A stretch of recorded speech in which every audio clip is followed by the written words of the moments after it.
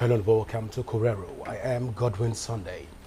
Nigerians continues to face a troubling wave of insecurity, with fresh reports emerging from different parts of the country. In the past week alone, communities in Kaduna, Niger, Plateau, and Zamfara have witnessed renewed bandit attacks and adoptions. Several travelers have been kidnapped along key highways, while targeted killings in some north-central areas have raised new concerns about coordinated criminal activities. The federal government maintains that it is taking decisive actions. Well, the NSA, President of Nuri Badu, has highlighted ongoing intelligence-led operations, the expansion of joint task force deployment, and the increased aerial surveillance to dismantle criminal networks. The military has also reported clearance operations in hotspots, while the police continue to clamp down on the urban kidnapping syndicate. But despite these efforts, many Nigerians still face and still feel unsafe across board. Well, the question persists about operational efficiency, poor response time, inadequate equipment, and overstretched security agencies. There are also growing calls for structural reforms, including communities policing and state-controlled security frameworks, as citizens demand a system that truly protects lives and properties. As the challenges intensify, the key issue remains: is the government response enough? And what more must be done to restore public confidence, even in the security architecture? Well, tonight, we break down the latest developments and examine the realities on the ground with our guest, Professor Ibrahim Abubarka, a security and political analyst, and he'll be helping us to put these issues in perspective. The conversation continues shortly. Please stay with us. You're welcome back. With me, like I said before, is with me here in the studio, I have Professor Ibrahim Abubarka. Prof, you're welcome to Correro. Thank you very much. Always a delight having you on the show. Me and you too. All right, so Prof, let's even begin the conversation by first looking at the U.S. delegates that are already in Nigeria, trying to feed the federal government with information that the government is not privy to. We've seen them in neighboring Benue State try to even speak to the indigents of Benue State and try to find out what is going on. But then, in your general assessment, how will you assess Nigerian insecurity level right now, going by what the government have said, that they've been able to march guns for guns in order to address some of this concern? But looking at the realities of what the United States delegates are saying, how will you correlate and corroborate these informations? Well, somebody says, I'm coming to your house to tell you the secret of your house, and the same person is interacting with the indigents. So I don't know how you can bring these together and match into a one web. If you say you are coming to rescue me, and you are now coming to find out what is happening around me, it means that you cannot rescue me. It's automatic. So I don't think America has more information from the security web better than us. So the solution of insecurity is your ability to plan strategies and tactics that will bring a coordinate frame to your difficulties. In this, bringing in American to solve our problem is like going down to the lion den to say you are going to feast with the lion. I think that is the situation we have in solving our problems. And we will not solve it. Rather, we are going to blow this problem out of proportion before they leave or after they must have left. But then, their fact findings have shown that we have more IDPs camps in Benue State, Plateau State, Niger State, and a few other states. But then this brings us to the point of beginning to ask ourselves, actually, is there genocide in Nigeria? The truth is that there is no genocide in Nigeria. What we call genocide is an imbalance of the designs that we have today. We are calling insecurity. So the imbalance has brought what is the fallback, and what is the fallback? Why are they aiding the so-called non-governmental agencies and the civil society organization? Who are aiding them? Is it not the same America and the Western world? So what is their purpose? Why has rent increased in so many rural areas in Nigeria in the name of civil society organizations and the NGOs? Who fund these NGOs and for what purpose?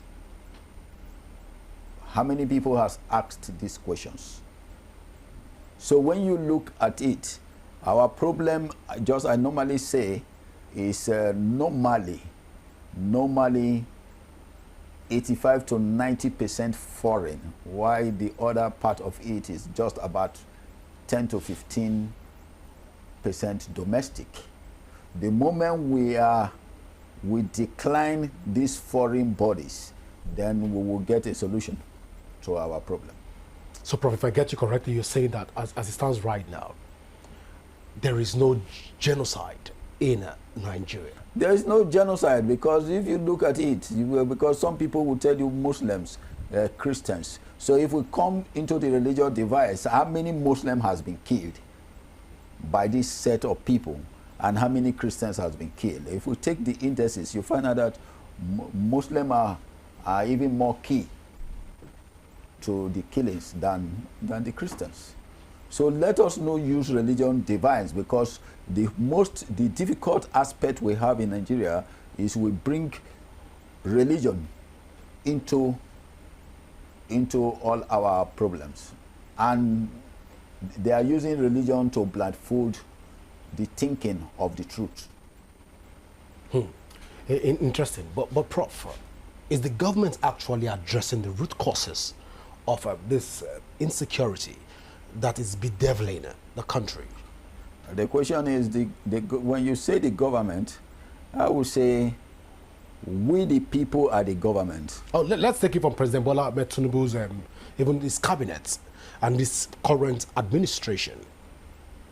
Yeah, so, if you are talking of the leadership of the country, then I can come in to say, but if you say the government, then we are the government.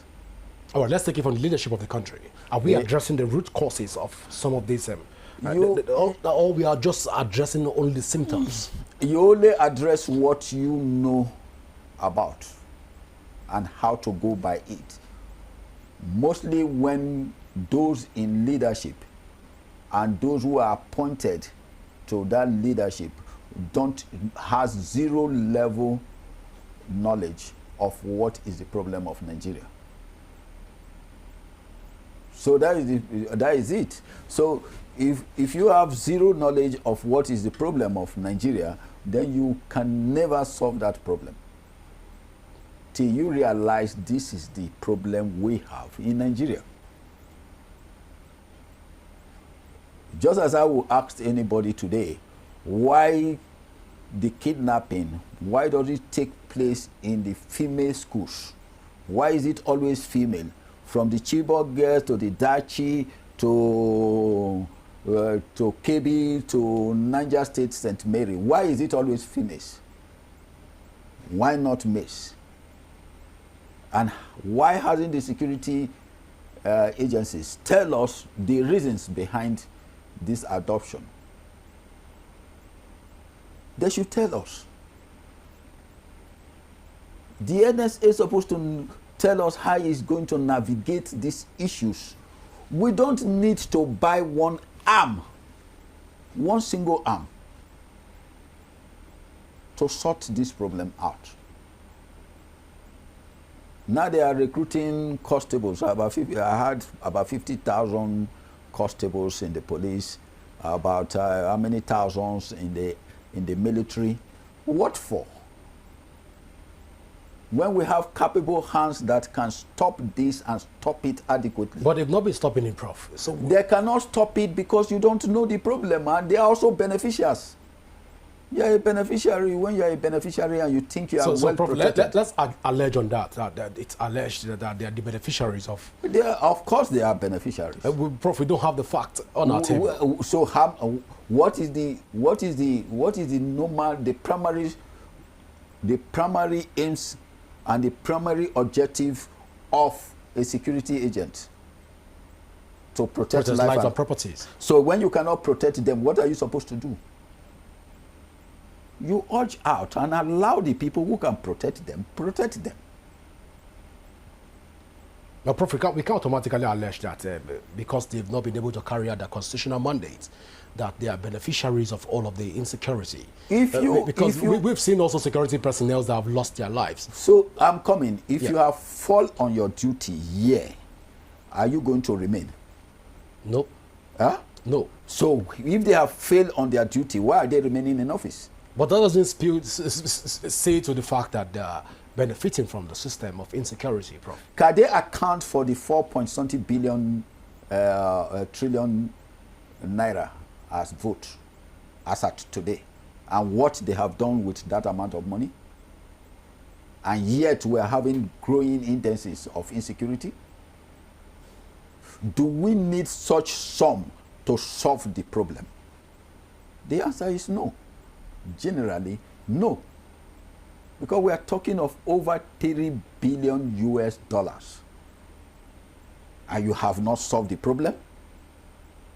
We should have a rethink. We have to sit down and have a rethink. You are not capable, you are not capable. You take a bow and go. It is more honorable.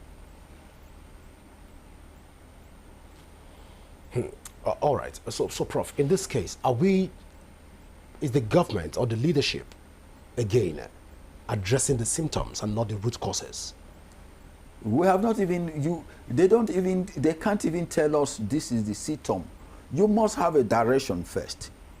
In strategic planning, you must have your adequate information system. You must be able to interpret the concept. You must be able to build up policy framework that will align with your identifying ideas. But these are not there. They are not there. There is no way we have to fool ourselves over. So you're saying that the renewed federal security strategy has not shown any tangible results? We don't even have anyone. Of course, the National Security Advisor will disagree with you on this, Prof. Let it come. We've had several security initiatives being even proposed and also implemented by the government in order to address the rising insecurity across the country. And we've also seen President Bola Ahmed Tinubu coming out to give a marching order to the IGP and also to the police force for a rejuvenated security architecture across the country. The SSS, the civil defense, have also been charged by the president. So you're saying that this renewed federal security strategy is not working. Is that what you're saying, Prof? What I'm saying is that if the NSA is bold enough to say that he has put some strategic dynamics in place for 2 years, and we are having a rise trail of insecurity in the country, then he has no ideological dynamics. He has no working program and processes. So you cannot be a total layman who has not developed from the web of yesterday and start trying to look for a solution of what is today. It's not possible. It's like bringing my grandfather, who used to use a tele-round telephone, and now bringing him to modern technology. It's not possible. So We should bury our pride and take a bow and go, instead of giving misdirections to everybody. If he knows he's a security man, let him enter his car and drive to places.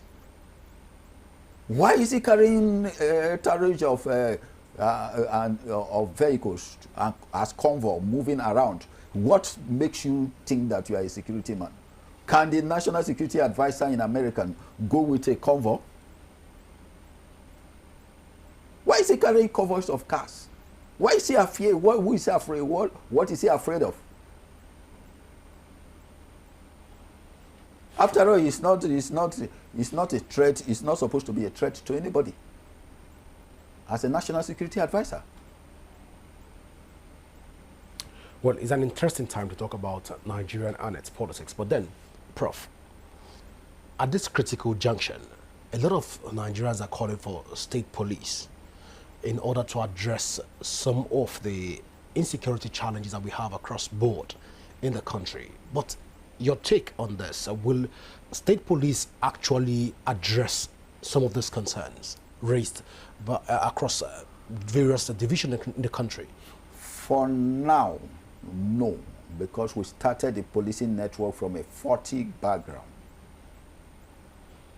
If we have grown the policing network from where it's supposed to start from to a certain level, we can say state policing is okay. I saw the chief of defense staff on national TV talking about drones. I also see the chief of defense intelligence talking about drones. These are obsolete technologies on security today. We are talking of modern security system. You are talking of drones. I can neutralize drones with my handset. Don't they know that drones use codes, and I can decode it and it becomes obsolete and of no use? So what technology are they applying? We should opt a system that works for us, not a system that I will press my phone and decode the whole drone, and the drone is of no use. It's just like when you talk of CCTV. If you want me to test it, if you have CCTV now, I just do it here. And the CCTV will not work till I leave here. And if I want to bring it back, I bring it back. If I don't want, I leave it like that and go away. We don't have to use also this system. Security has gone more than that. We are still using also the systems. People are still talking of drones. Drones of when? Of how many years ago? Did you see Israel or Iran using drones? Do you see them use drones in America or in UK for security purposes? No. So why are they selling their obsolete materials to us and we are buying and we are deriving joys? So if something is taking place in Maiduguri, I'm going to deploy drones to go to Maiduguri. At how long? How many minutes? Anything you cannot avert between the first minute to the next 15 minutes, you cannot avert it any longer. So the criminal threats are high up their games, and we cannot bring up anything to counter them. The counter intelligence is something you have to build every day, because many threats of criminalities are coming up every day, many ideas, and they are upping their games, and you are still there, not having any tactics, no strategies to counter it. Then you are not a security professional or an agency of reckon. But Prof, we've seen the proactiveness of the government, even looking at the whole incident that played out in Niger State, where the government was proactive to release quite a number of kidnapped children in Niger State. Well, you want to quickly react to that before I move on, Prof? I wouldn't want to tell you what happened between our security agencies and the discussion they have for the release of the students in Manga and that of Niger State. I really don't want to go there for some security reasons, no. But you will, because it's a mockery of our persons and our society. All right, so Prof, I was heading to the point where you said that drones are obsolete. Some of the technologies that has been introduced by the government is obsolete. You've also mentioned that if an incident cannot be tackled between 1 to 15 minutes, it means that that issue or that incident cannot be tackled. In the face of current security challenges that we're experiencing across Nigeria, one would have said that it is just the north that is being bedeviled by the insecurity. But right now, the south is also having its own fair share of insecurity. In the face of all of this insecurity, is the government doing enough to address this concern? The response of the government in all of this. Let's get you even speak to these issues. Well, I have spoken that the government is us. So is the leadership doing enough? Because people are set to travel. This is December already. I have told you. And people watching right now are set to travel. A lot of us are already preparing our traveling bags to want to begin to sojourn. So is the government doing enough, at least for us to even know to begin with, so that we can know how to prepare for the road? If at this point in time, should we be telling Nigerians that the government is not doing efficiently and not being effective in all of its security strategies, so we can begin to look, probably we can get our own vigilantes to travel with us? How many military men and police officers who are at the peak of their careers has been killed over time? Are they not security of the security agencies?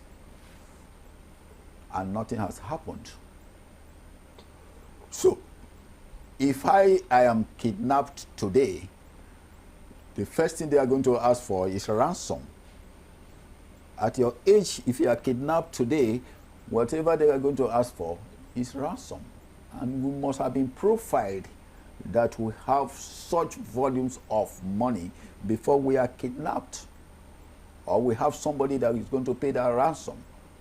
What these people are going for are the younger people of the age of 5 to 17 at worst. Those are the people that are giving them money, not me and you. Not me and you. And that is why they raid most of the female schools, for 2 reasons. If we go the way we are going, in the next 20 to 50 years, giving birth to female children in Nigeria will be, the rate of will be 90% female, 10% males. That will be the index.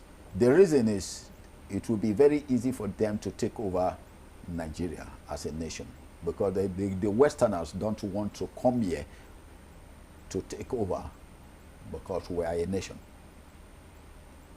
Even as we are not a sovereign and independent nation, we are a nation being governed by us. But that constitutionally, we are a sovereign nation. No, go back to look at the documents signed on the day of the so-called October 1st, whether we were actually independent or we are not.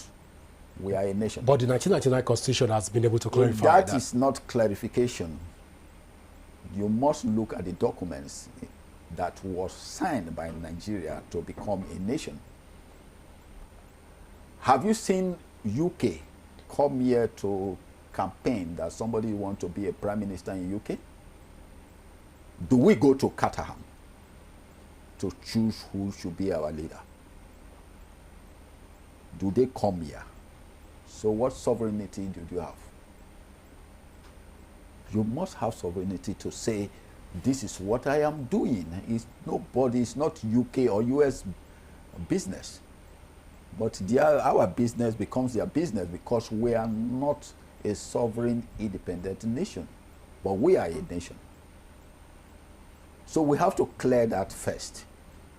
Secondly, the scientific aspect of what we are not digging into, and we call ourselves security agencies and security days because of lack of knowledge, is the harmonious system they are picking from our ladies to make the largest black nation become a female-dominated nation is there. Thirdly, the organ harvest, which from every other candidate from the age of 5 to the age of 17, they are making not less than 100 to 250 million from their organs. We are not looking at that aspect. We are just beating around the bush talking of who was kidnapped. They kidnap you, collect ransom. But this is not ransom drive. And our security organizations have not gone into what is actually happening and how do we contain this issue. What is happening to our mining sites? Why are they interested in Nigeria? They are interested in Nigeria because Nigeria is one of the richest or the richest nation in the world. The problem Nigeria has is converting our riches into wealth. So the more we are driven to circumstances, the more we cease not to know what we possess. So that our possessions are being taken every day while we look on, not knowing the direction to follow, because some people are just there who don't even know what the foreign bodies are doing and the harm they are doing, because they have what we call the collecting pot must not go empty. So that is where we are. So we'll try to look for something to pour the blame on where there is no blame. So instead of enlightening our people, sensitizing them, telling them the significant things, because you don't know what is happening in between the lines, you are creating chaos to fuel the system and overblow it. So overblowing of the system, which is also called security propaganda, is what is actually eating us deeply.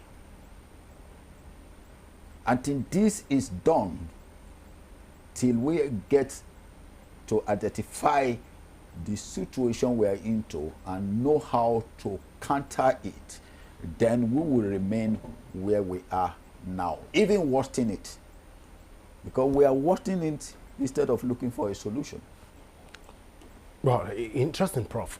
Prof, recently, President Bola Ahmed Tinubu gave a marching order to the NSA to work with the IGP in order to address some of the insecurity concerns in the country. And we've also seen the IGP giving a marching order to the AIGs to withdraw police personnel assigned to political persons of political interest, politically exposed persons, as the case is. Now, when we look at all of this being put together by this administration, in reality, it's a two-legged questions. Can we say that the Nigerian security apparatus, the agencies, are overstretched on the first hand? On the other hand, is it being overstretched that is the challenge, or we are being confronted with the challenge of poor, uncoordinated, or poor coordination around the security agencies? What they have just done is transferring one responsibility to another sector. Now, if the police are withdrawn, the Nigerian Security and Civil Defense Corps takes over. So what have you done? What is the function of the Nigerian Security and Civil Defense Corps? Are they trained on VIP management, administration, control? Are they trained on VIP driving and escort permits? No. Is the police trained on these areas? No. Have they been trained on detailing on VIPs? No. But the truth is that we bring in one issue when we cannot tackle the first standard, we jump to the third standard, leaving the first standard uncared for. Then we will leave a lapse over the second standard. I go to the third standard. When we look at this third standard not being properly handled because they know nothing about it, they come to the sixth standard. That is what we have been running around. We run around the circle. At the end of the day, we have nothing tangible to show because we want to find a way to have overlapping issues for the duration of our tenure. So you will see that this is the way we will go for the next 4 years. This tenure will have gone. After all, we are about 2 years plus has gone. By June or so, July, we have gotten another primaries done, and everybody will be eyeing 2027 to come. After 2027, everybody will be looking at 2031. That is just the end of it. So what has been solved within these years? What solutions? So we will run this circle now for the next months, and at the end of it all,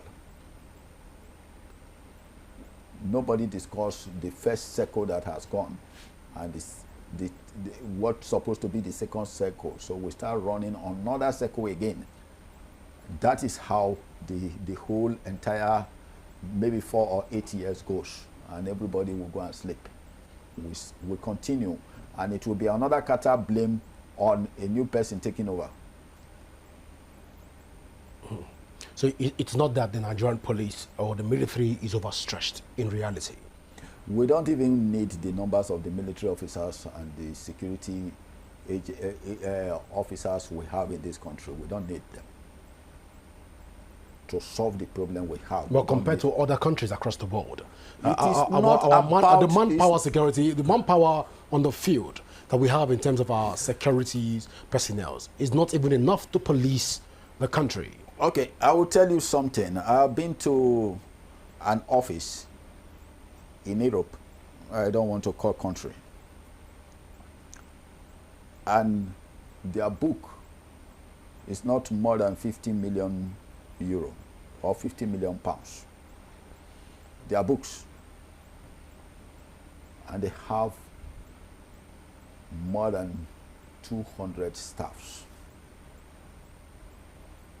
And I've run into an organization where they have only 18 staffs, and they are worth more than 50 billion pounds.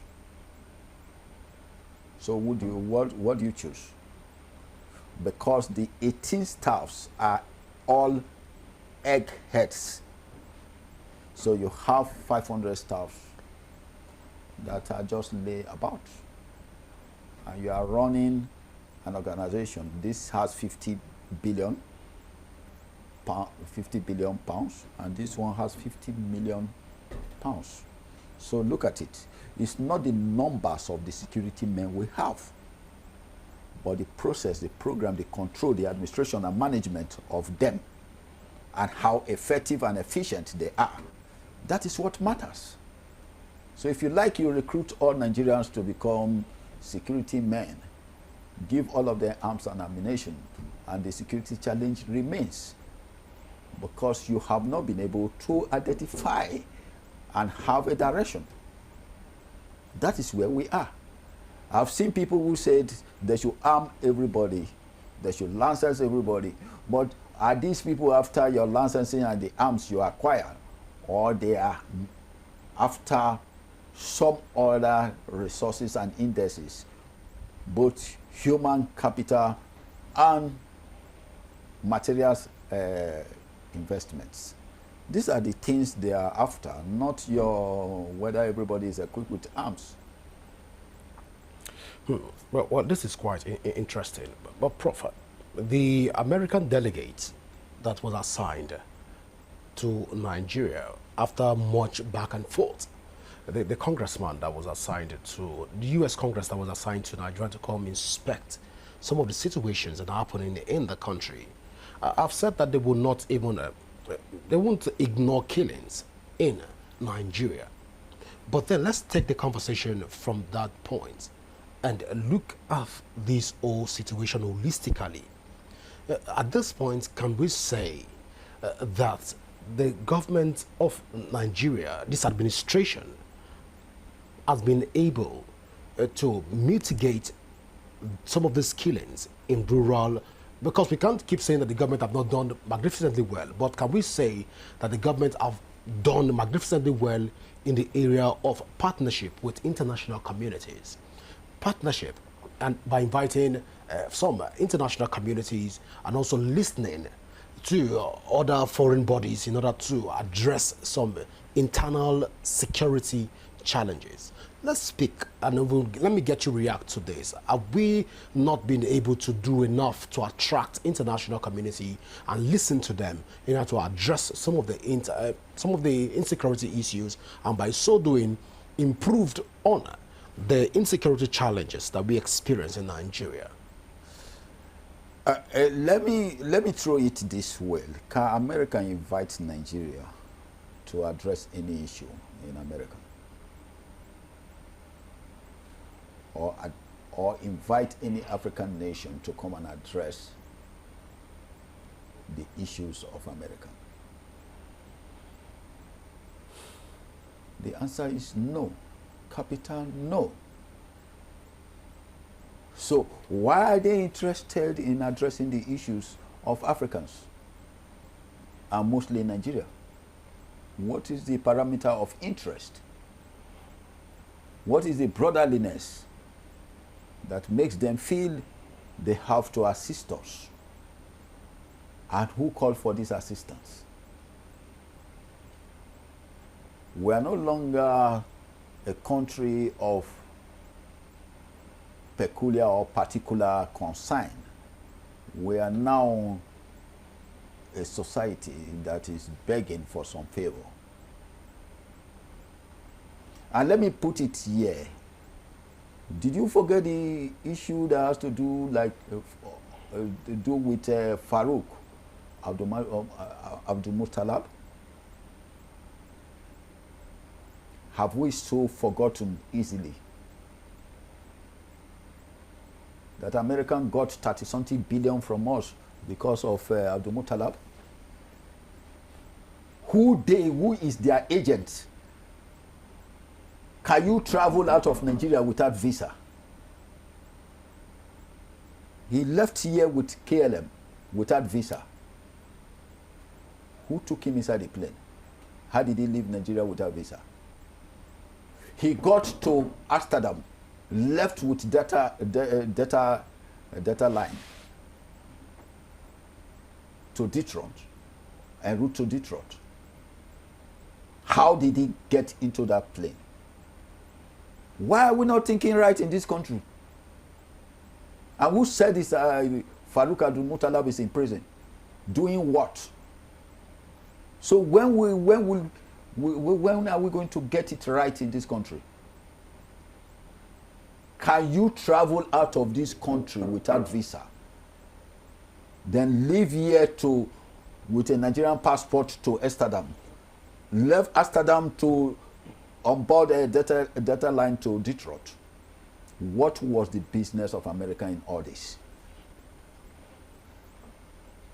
Has anybody given us an answer?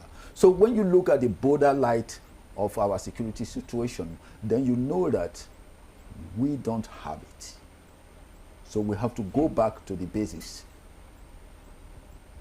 And for the first time, admit it, that professionals have to come in and tell them what to do and how to go by it. In management, in administration, in control, in operations.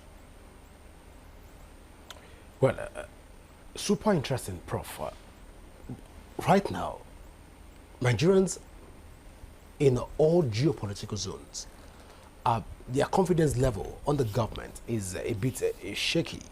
A lot of people say that they believe in their own personal security, and they believe in protecting themselves, and as such, they should be even be given firearms to protect themselves, or the license to firearms for them to protect themselves. But looking at all of these, so that we won't be thrown into a state of the state of the nation, or the state of anarchy, or a state of returning us back to the Stone Age. How can we build confidence? How can the government this administration even ensure that they restore confidence of the Nigerian people in order to address some of this rising concern that we see playing out on a daily basis, even on the social media?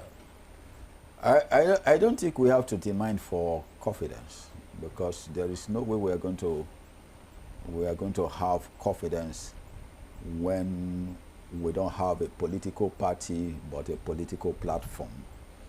So till we go back, that is why I said till we go back to the drawing board, because in any relationship is coming together in imperfection to build perfection. So how do I get confidence when I don't believe in you? So we have to start with the first index of belief, confidence, trust, value, then love. Without these detailings, then we are building nothing. Because I can't have confidence in you when I don't believe in you. I can't trust you when I don't have confidence in you. You can't gain any value when there is no trust. And when there is no trust and value, you cannot love. So if we start talking of building confidence, the people building confidence in it, what platform did we start from? Did we allow the people to believe in us before we start asking them to come to have confidence in us? No. So it's a total area of concern where we have to look at and work on different indices where things are not well placed. Good, Nigeria has very brilliant intelligence stuffs out there. But the area of security, we are missing it out because a lot of the people are not adequately tutored on security for a reason. For a reason. Because if they tutor us on security, African is going to be much better than where it is. All right, Prof. Just before I let you go, because I've been saying that our time is fast spent, really more was in Benue State, the American congressman, and he met with the Tortif and some indigents of Benue State. He also met with some Catholic leaders. Of course, they were able to discuss on quite a number of issues that affect Benue State in general, which has been on the forefront of insecurity, taking it from Yawata down to the whole Benue state. It is being bedeviled by a lot of insecurity challenges. But then, the arrival of America, is there going to be light at the end of the tunnel for even people within the North Central to even enjoy some level of peace based on this intervention from external bodies? If you know what Benue possessed, you will have asked why their interest on Benue. Because the Benue I know, and from the study I've carried out, is a state that can generate about 500 billion US dollars. If properly harnessed. I'm not talking of Naira. So that is their interest of going to Benue. Forget what is in Yelwata and the rest. Those are just a criminal cry using their orthodox satellite. Did you know when they were in Benue, they were using the satellite? Why were they using the satellite? Did Nigeria identify that these people were using satellite in Benue when they were there? So what are they trying to get from Benue? And why were they using such what we call high dimension, high resilient satellite system in Benue? Why? And what all our security agencies that went with them, do they know they were using high dimension, high resilient satellite system? The detectives knows their mission? And the answer is no. So we always play the cards and follow them. So it's a pity that most of the time we look at these people as coming to assist us. We don't look at the other way to it, that they are coming to exploit us, and they exploit us seriously. Well, Prof, quite a lot of things to even delve into tonight, but I've been saying out again that our time is fast spent. I want to say thank you so much, Prof, for finding out time to be with us here on Correro. Thank you for taking me today. Well, viewers, this is how far we can go tonight on Correro. Don't forget that you can join the conversation across all our social media platforms currently showing on your screen. And you can also download the Rapid TV app from your Android and iOS devices to keep track of our broadcast. My name is Godwin Sunday. Like I always say, always remember that peace and unity are the pathways to progress. Do enjoy the rest of your evening. Bye for now.